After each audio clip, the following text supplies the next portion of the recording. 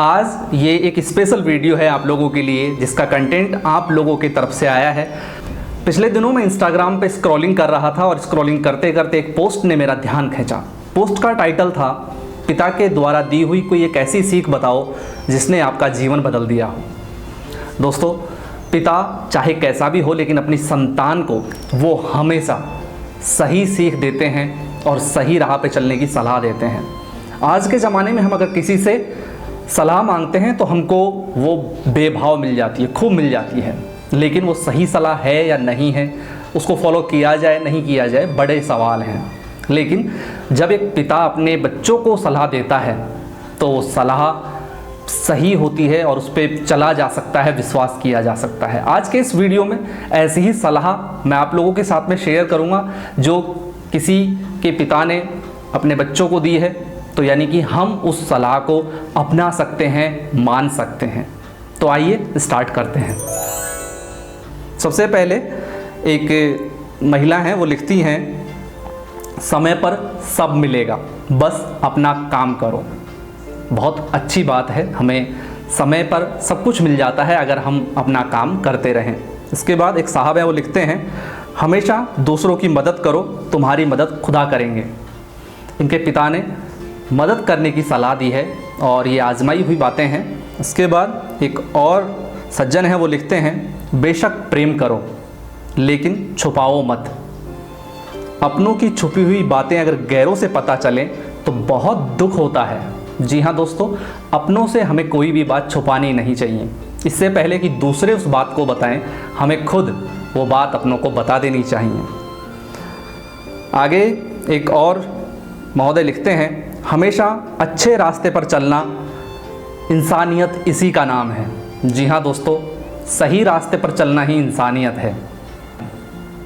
एक लड़की हैं, वो लिखती हैं, बस इतना अच्छा बन जाना कि तुम्हारे नाम से लोग मुझे जाने, ऐसा ना हो कि लोग मेरे नाम से तुम्हें जाने। बड़ी बात कही है। अपना नाम कभी ख़राब मत करना। परिस्थितियाँ अपने हक में हों या ना हों, हमें सदैव अपना कर्तव्य निर्वहन करते हुए आशावादी रहना चाहिए। जी हाँ बिल्कुल, आशावादी रहने से हमारा आधा काम आसान हो जाता है। परिस्थितियाँ तो बदलती रहती हैं। आगे, मीठी ज़ुबान दगाबाजी की निशानी। ये भी होता है कि अगर कोई बेवजह मीठी मीठी बातें कर रहा है तो हो सकता है वो दगाबाज निकले। आगे एक सज्जन लिखते हैं, मेहनत करने वाला अपनी किस्मत खुद लिखता है। जी हाँ, ये आजमाई हुई बातें हैं। मेहनत करने वाला सज्जन अपनी किस्मत खुद लिखता है। उसके बाद कुणाल जी लिखते हैं, अपने सही समय के लिए किसी के साथ गलत मत करना। बिल्कुल, अगर हमारा समय ख़राब चल रहा है, टफ टाइम चल रहा है, तो उसके लिए आप किसी के साथ में बुरा मत करना। आगे बढ़ते हैं। तो कुछ लोगों ने मजाक भी किया है, लेकिन वो बातें आती जाती रहती हैं। सोशल मीडिया की हर बात को हम अपना नहीं सकते। कुछ अच्छी बातें एक लिखते हैं, भाई साहब, जो मुझ में अधूरा रह गया था कहीं उसे तुमने पूरा कर दिया। एक पिता के सपने जब बेटे पूरा करते हैं तो बहुत ज़्यादा खुशी होती है पिता को। तो ऐसा ही कुछ उनकी लाइफ में हुआ। आगे विक्की लिखते हैं, मेहनत करने से कभी पीछे मत हटो, मेहनत का कोई सब्स्टिट्यूट नहीं होता। इसके बाद ज्योति जी लिखती हैं, ज़िंदगी में किसी का सहारा मत लेना, वरना वो सहारा एक दिन तुम्हारी ज़िंदगी ले डूबेगा। सहारा अच्छी बात नहीं है, किसी पे डिपेंड हो जाना गलत है। मदद लीजिए, मदद कीजिए, लेकिन डिपेंडेंट मत बनिए। कितनी अच्छी अच्छी बातें लिखी हुई हैं। शिव जी लिखते हैं, नाम भी शिव जी लिखा हुआ है, बहुत सारे नाम अपने फेक होते हैं। पापा ने सिखाया है भगवान पर अटूट विश्वास रखना, भगवान का नाम बिना किसी मकसद के लेना, लोगों की मदद करना, हर किसी से अच्छे से पेश आना, इंसानियत को कभी न मरने देना, अपने फ़र्ज़ को बखूबी निभाना। एक मुस्लिम भाई साहब हैं, रफ़ीक जी, वो लिखते हैं, बेटे हलाल कमाना और किसी का हक नहीं मारना, हक नहीं मारना चाहिए किसी का। लक्ष्मण जी लिखते हैं, बल तो अपना बल, यानी कि पावर और ताकत हो तो अपनी हो, दूसरे की पे कोई विश्वास नहीं और उस पर कोई डिपेंडेंट नहीं होना चाहिए। जो होगा सो देखा जाएगा, तुम अपना काम करो। दीपक जी लिखते हैं कि ज़्यादा चिंता फिक्र नहीं करनी है, अपना काम करते जाना है। डॉक्टर कुमार जी लिखते हैं मेहनत के सिवा कोई दूसरा रास्ता नहीं। जी हाँ दोस्तों, मेहनत के सिवा और कोई दूसरा रास्ता नहीं होता आगे बढ़ने का, ज़िंदगी जीने का। सुषमा जी लिखती हैं सकारात्मकता के साथ जियो, पॉजिटिविटी बहुत ज़रूरी है। संडे पागल करके एक व्यक्ति हैं, वो लिखते हैं माँ बाप कभी बोझ नहीं होते, बुढ़ापे में भी नहीं। माँ बाप तो एक ऐसी अमानत हैं कि वो हमको जीवन देते हैं, जीवन जीना सिखाते हैं और उनका स्थान कोई और नहीं ले सकता, तो वो कभी बोझ नहीं होते। उसके बाद में हम देखते हैं उज्जवल जी लिखते हैं पैसे कम कमाना लेकिन ईमानदारी के कमाना। इनके पिताजी ईमानदारी को वरीयता देते हैं। मोनिका जी लिखती हैं मेहनत और समर्पण के द्वारा जीवन में इतना कुछ अवश्य प्राप्त करना कि मुझे ये न कहना पड़े बेटा तुम एकदम नालायक निकले।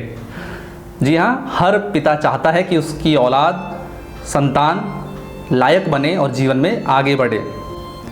विवेक जी लिखते हैं कभी किसी का बुरा नहीं सोचना और न बुरा करना। भवानी जी लिखते हैं कंधों को मजबूत बनाओ, ये सब कुछ सह लेंगे, यानी कि अपने आप को स्ट्रॉन्ग बनाइए, मजबूत बनाइए, सब कुछ सहना है, आपको ही सहना है। ये मंजू जी लिखती हैं गुस्सा कम करो, खुश ज़्यादा रहो।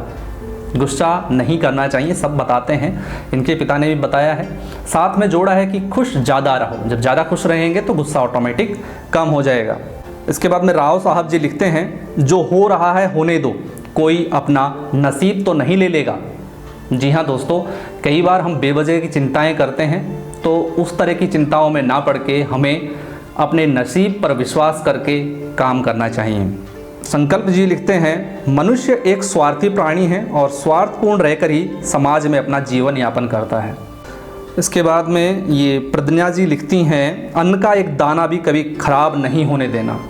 उनके पिता ने सिखाया है कि जो अन्न हमारा भरण पोषण करता है उसे कभी बर्बाद नहीं करना चाहिए, वो एक जीवन है। सादिक जी लिखते हैं खुद की इज्जत, स्वाभिमान को कभी झुकने मत देना, कितना भी त्याग और बलिदान करना पड़े कभी पीछे मत हटना। इसके बाद में रवि जी लिखते हैं जो हो गया उसका कभी पछतावा मत करो, हिम्मत रखो और नई शुरुआत करो। बहुत अच्छी बात है, जो हो गया सो हो गया, पछतावा नहीं करना चाहिए, हिम्मत रख के हमें नई शुरुआत ज़रूर करनी चाहिए।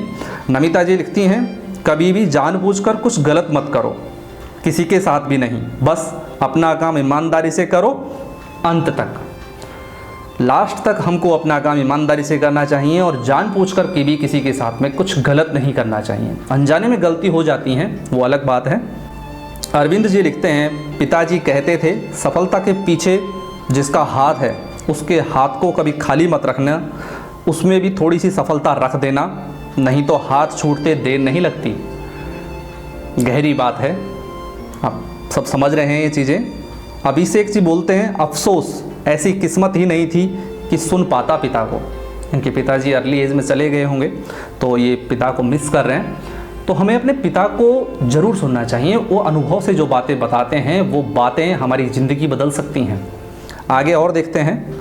आयम चैतन्य लिखते हैं 10 कदम सांड से और 20 कदम बेवकूफ़ से और 100 कदम बावले आदमी से दूर चलना चाहिए। जोधा राजपूत जी लिखते हैं मिट्टी डाली हुई है कुछ बातों पर, अगर हटाने जाओगे तो बदबू आएगी, आगे बढ़ो। यानी कि अपने अतीत को मत कुरेदो। बहुत सारी बातें होती हैं जिन पे हम मिट्टी डाल चुके होते हैं, उन्हें छोड़ करके हमें आगे बढ़ना है। प्रीति जी लिखती हैं निश्चित को छोड़ कभी अनिश्चित के पीछे मत जाओ। यानी कि जो श्योर है उस चीज़ को पकड़ो, कभी भी प्रेडिक्शन और अनुमानों पे विश्वास ज़्यादा नहीं करना। जो चीज़ें पहले श्योर हैं, सुनिश्चित है, उन पे आप जाइए।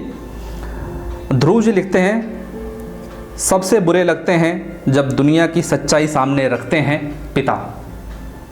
बिल्कुल सही। आज का यूथ एक पिता की कही बातों पर विश्वास नहीं करता और उसको अपने पिता बुरे लगते हैं, क्योंकि वो दुनिया की सच्चाई आपके सामने रखते हैं, वो अनुभव वाली बातें आपको बताते हैं और कई बार आपको उनकी बात खराब लगती है। तो ऐसा नहीं होना चाहिए। और लास्ट में चलते चलते मैं भी अपने पिता के द्वारा कही हुई ख़ास बात आप लोगों के साथ में शेयर करूँगा। कम खाना, गम खाना, भूल जाना। मैं आज भी पूरा गहराई से इस बात को नहीं समझ पाया हूँ, लेकिन अच्छी बात कही। कम खाना यानी कि अपने डाइट को बैलेंस रखना, गम खाना यानी कि जो भी गम है उनको भूल जाना। कम खाना, गम खाना और भूल जाना, यही ज़िंदगी है। आगे बढ़ते रहो दोस्तों। आपके पिता ने भी आपको ज़रूर अच्छी बातें बताई होंगी और उम्मीद करता हूँ वो बातें आप कमेंट बॉक्स में लिखकर बताएंगे। ये वीडियो आपको कैसा लगा, आपका फीडबैक हम तक आना चाहिए और इस चैनल को सब्सक्राइब करें ताकि आगे भी हम आपके लिए इसी तरह के अच्छे वीडियोज़ लाते रहें।